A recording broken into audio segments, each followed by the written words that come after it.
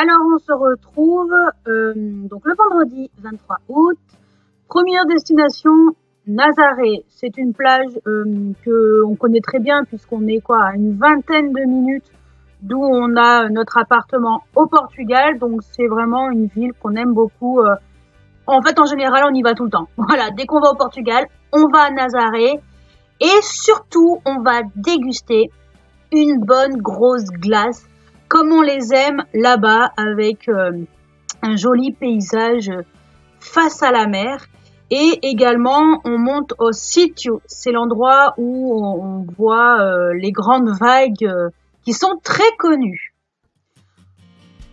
Ensuite, on est allé le samedi 24 août à Fatima. Donc en fait, c'est un peu comme Lourdes pour nous en France. C'est un endroit qu'on aime bien aller parce que voilà, nous on est catholiques et c'est un endroit qui est à une demi-heure pareil de chez nous. Et voilà, c'est vrai que si vous venez au Portugal, franchement, venez voir Fatima. Même si vous n'êtes pas catholique, c'est très joli et je vous conseille cette ville. Coucou tout le monde, aujourd'hui on est le lundi 26 août et donc là on va partir dans le nord du Portugal et on va commencer par la ville de Aveiro. Voilà, donc je vous embarque avec moi. Alors, la découverte de la ville d'Aveiro, c'est un petit peu la Venise portugaise. Voilà, donc on a des jolis bateaux qui font assez vénitien. Et on peut se balader sur ce fleuve pour découvrir un tout petit peu mieux cette très jolie ville et j'ai beaucoup aimé. Et c'est dans cette ville qu'il y a le magasin Inglot. On va aller faire un petit tour en bateau, voilà, pour découvrir un petit peu la Venise portugaise. Donc ça s'appelle Cabo do Ouro. Ça coûte 10 €, 45 minutes. Comme ça, si vous passez par ici, si vous voulez essayer, vous verrez, voilà, ça, sur le bord du... C'est comment ici? Douro. Ah bah non, pas ici. Bon bah voilà. Venise portugaise pour faire un petit tour en bateau. 45 minutes à Aveiro. Voilà. De toute façon, je vais vous emmener avec moi dans le bateau. Tranquille.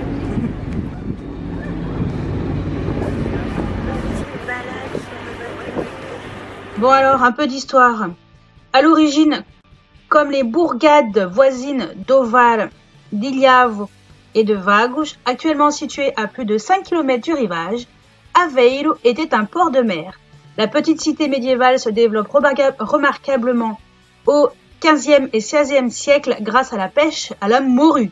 En 1575, une violente tempête ferme la lagune et le port s'envase, privé de ses activités, donc pêche, exploitation des salines, commerce. La cité décline, sa population diminue. L'effort de redressement tenté au XVIIIe siècle sous l'action du marquis de Pombal échoue, ainsi que les multiples plans d'aménagement de la barre. En 1808, enfin, entre les digues éditées à l'aide des pierres provenant des murailles de la ville, on réussit à rouvrir la passe entre la Rille et l'océan. Donc la Rille, c'est le nom du fleuve. L'industrie de la céramique et de la porcelaine se développe. Avec la prospérité vient le rayonnement. Aveiro devient un foyer d'art baroque. Son école de sculpture est réputée et la ville se couvre de nombreux monuments. Et Aveiro était aussi la capitale portugaise du sel.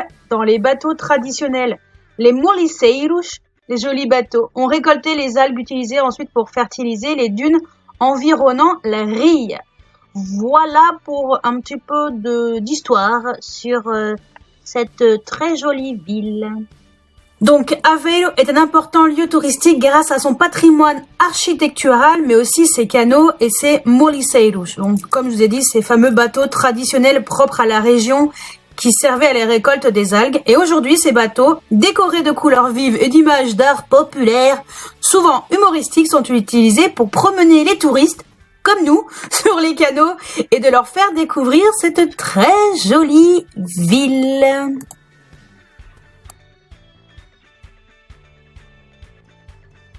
Sur le bord du fleuve de Aveiro. Et là, on va aller mettre une petite, je sais pas comment on dit, uma fita en portugais. Si j'arrive à retrouver le mot en français, je vous redirai ça. Mais le nœud de l'amitié. Ah, c'est le nœud de l'amitié. Et donc chacun choisit un petit nœud. On écrit ce qu'on veut dessus. Donc moi j'ai marqué Audrey de Grenoble, France, 26 août 2019.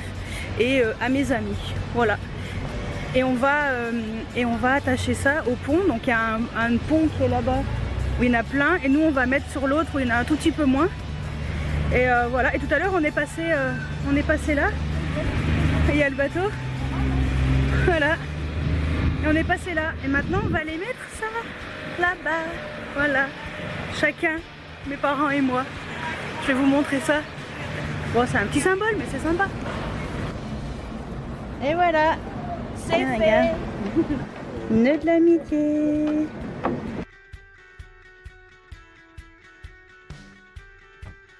Après s'être baladé en bateau et avoir fait le tour du pont et fait quelques petites emplettes, direction une très jolie plage pour découvrir un peu la plage d'Abar.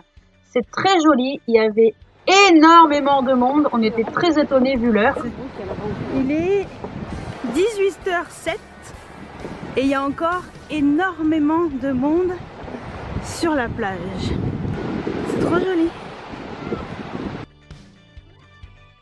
On a beaucoup aimé ce coin et voilà, on a pris quelques petites photos, un peu délire en famille. Et je vais vous montrer une spécialité de Aveiro qui est os ovos moles, qui est une pâtisserie. Allez, le lendemain, c'est visite des sanctuaires. Donc on commence par le sanctuaire do Sameiro, qui était un sanctuaire vraiment très joli. J'ai trouvé ça vraiment très sympa et voilà. À visiter si vous avez l'occasion d'y passer, tant qu'à faire. Hein. Voilà, la vue est splendide. Vous allez voir après. Franchement, c'est hyper impressionnant. Là, il y avait un tout petit peu de brume, donc c'est un petit peu dommage. Mais franchement, j'ai beaucoup aimé. Mais le sanctuaire suivant, c'est le sanctuaire à voir et à visiter. Donc c'est vers Braga. Hein.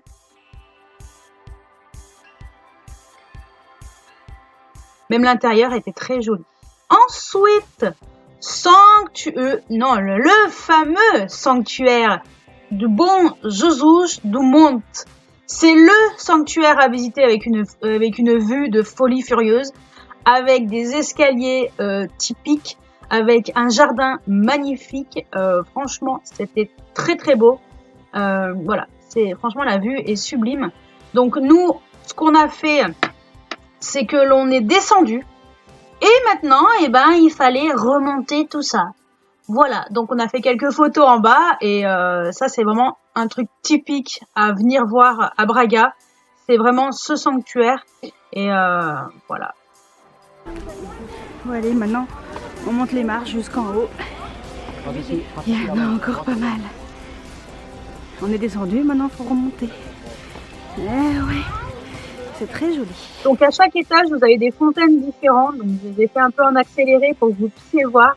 Et sincèrement, c'est très joli à voir. Et venez découvrir ce sanctuaire. C'est gros coup de cœur pour moi. Et vous pouvez venir en cable car, monter. Enfin, c'est même pas cable car. C'est avec de l'eau. En fait, cette espèce de petit wagon fonctionne à l'eau. Et une fois que c'est plein, voilà, il monte ou il descend. Donc c'est très original et nous on l'a pas pris, mais voilà, je voulais quand même vous montrer qu'on pouvait monter et descendre avec ce wagon. Et voilà les jardins, regardez-moi comme c'est joli. Bon, je me suis pris en photo dans la grotte et tout. Et à l'intérieur également du sanctuaire, c'était extrêmement joli.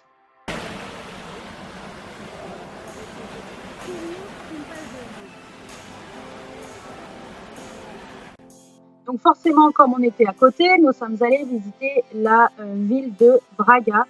Et voilà, une ville très typique portugaise. Et également, on est beaucoup dans les côtés un peu médiéval dans ce nord du Portugal. C'est un peu ce qui ressort avec ces châteaux au centre des villes et villages. Et mon coup de cœur du séjour, c'est la ville de Guimarães.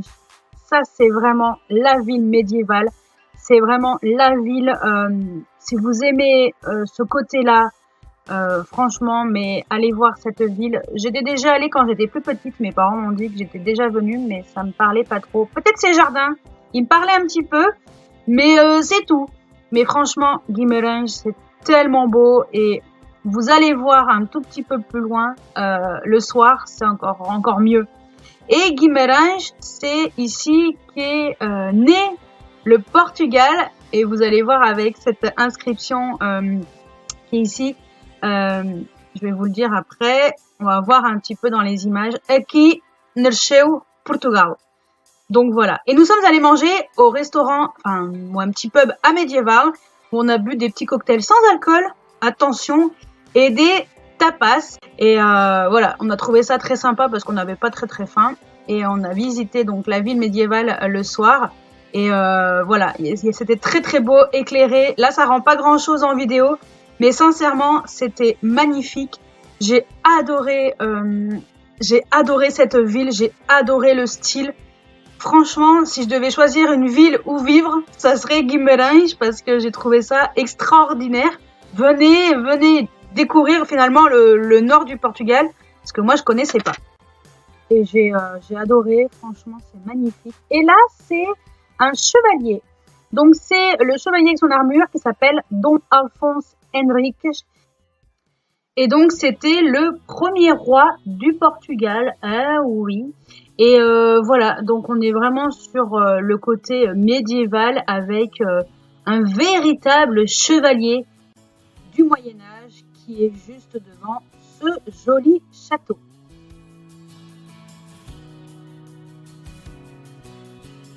Bon, après ce côté médiéval, direction Villanova de Gaia, qui est le côté, on va dire, droit de Porto, où il y a toutes les caves.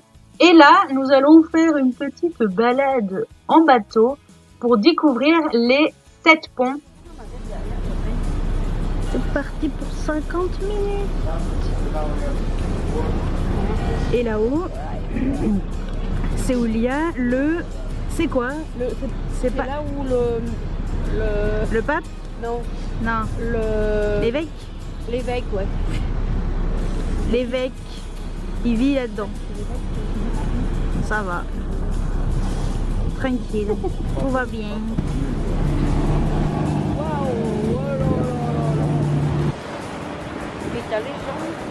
En haut, il y a le métro qui passe sur le pont et en bas, les voitures et les piétons. On va être tout mouillé. Ça, c'est le pont numéro 3 et le pont numéro 4. Et je crois que celui-ci, c'est Gustave Eiffel qui a fait celui-ci également, ainsi que le premier. Et là, je pense que c'est le train qui doit passer sur le pont en pierre blanc.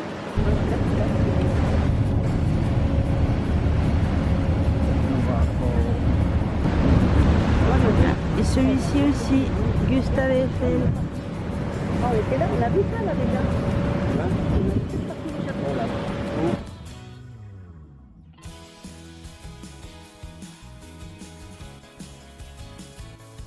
Cinquième pont. Ça sent hein, déjà. Ça sent déjà le poisson là.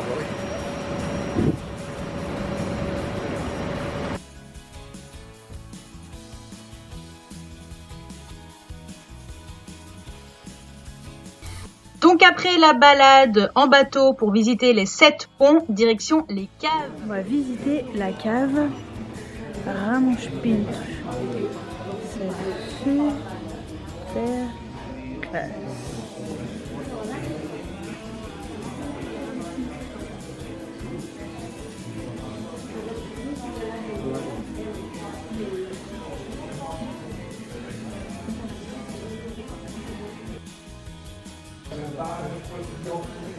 Une petite vitrine. Et après vous avez les vieilles bouteilles avec des prix exorbitants parce que les bouteilles elles ont certaines presque 100 ans et d'autres plus de 100 ans. Impressionnant.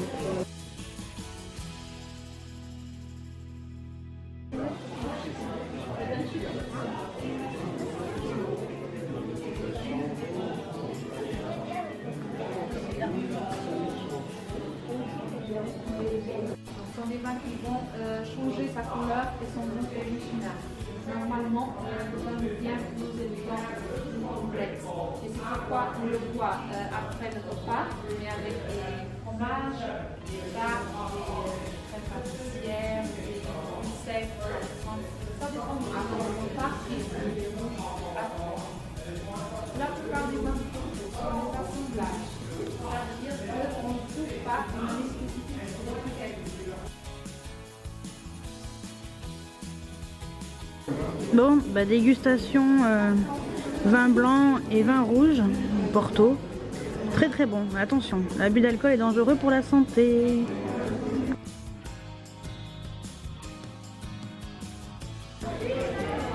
Vin blanc, très très bon. Ouais. Mais voilà. Faut pas trop en boire parce que c'est quand même bien fort. Et après il y a le rouge. Lui il est un peu moins fort mais il est bon aussi.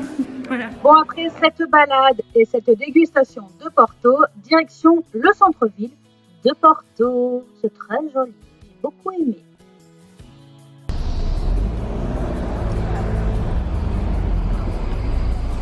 C'est vraiment le vieux Porto. Très vieux. Ah ouais.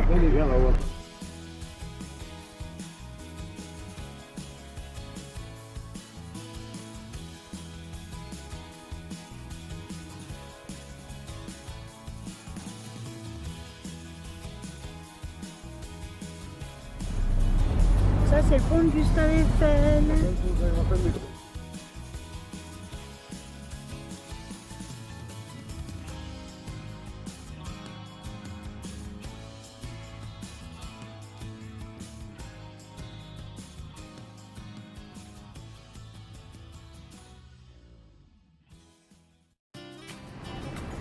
C'est marrant ça, je sais même pas ce que c'est.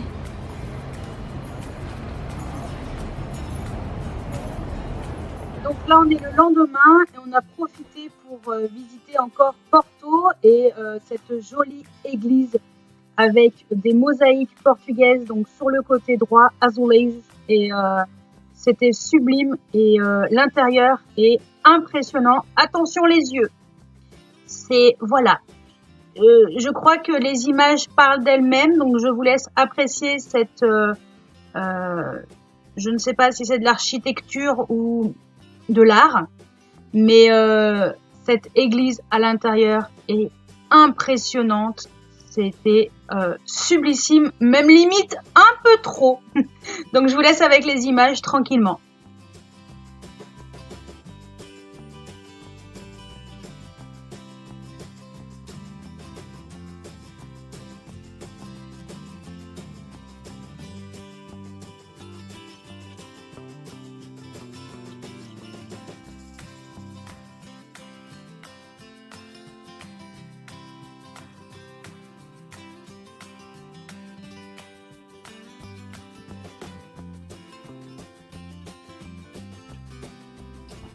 Ensuite, à quelques mètres à pied, nous avons visité cette tour, donc la Torre dos Clérigos. Et à l'intérieur aussi, c'était très joli. Par contre, il y avait une partie où c'était payant, donc nous, on n'est pas allé dans cette partie-là. Et par contre, on est allé visiter la chapelle ou l'église. C'était également très très joli. Et en sortant, on est tombé sur cette conserverie. On va dire à la base, c'est de Lisbonne. Et à l'intérieur, il y avait plein de boîtes de sardines avec des dates. Donc moi, je me suis acheté une boîte de sardines avec ma date de naissance et j'ai acheté des choses pour mes collègues, voilà, pour leur faire découvrir un petit peu les fameuses sardines portugaises. Et franchement, le mur était impressionnant, un peu élevé en termes de prix, mais très joli. J'ai quand même beaucoup aimé cette boutique.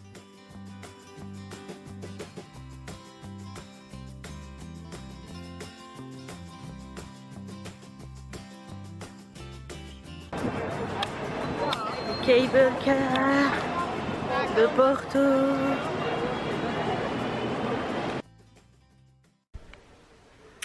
Hello! Alors, on se retrouve quelques jours après parce que ça y est, on est rentré de Porto. La dernière fois que je vous ai montré des images, normalement, c'était celle du cable car qui était à Porto. Donc, c'était le jeudi.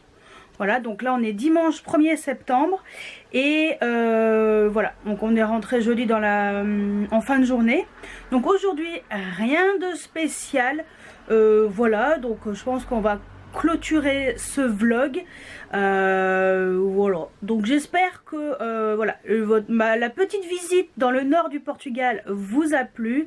Dites-moi si vous connaissez, si vous êtes déjà venu ici. Voilà, qu'est-ce que vous avez visité, qu'est-ce que vous avez préféré. Dites-moi tout juste en dessous en commentaire. J'espère que ce vlog en 2 parties vous a plu, avec la première partie spéciale surtout haul. Voilà, bon, n'hésitez pas à aller le voir. Cliquez ici pour voir le haul dans la première partie du vlog. Et puis bon on se retrouve normalement la semaine prochaine pour une nouvelle vidéo. Et si tout va bien, ça sera un haul. Encore un haul spécial Portugal, voilà, parce que j'aurais acheté des petites choses que vous n'aurez pas vu dans la première partie qui était juste des produits achetés à Bordeaux. Donc écoutez, j'espère que cette vidéo vous a plu. Si c'est le cas, n'hésitez pas à mettre des pouces en l'air, à vous abonner si ce n'est pas encore fait. Et moi, je vous dis à très bientôt pour une nouvelle vidéo. Ciao, ciao! Mais avant de vous laisser, je laisse avec des images du lever de soleil et du petit déjeuner qu'on a pris à la frontière au Portugal, bien copieux.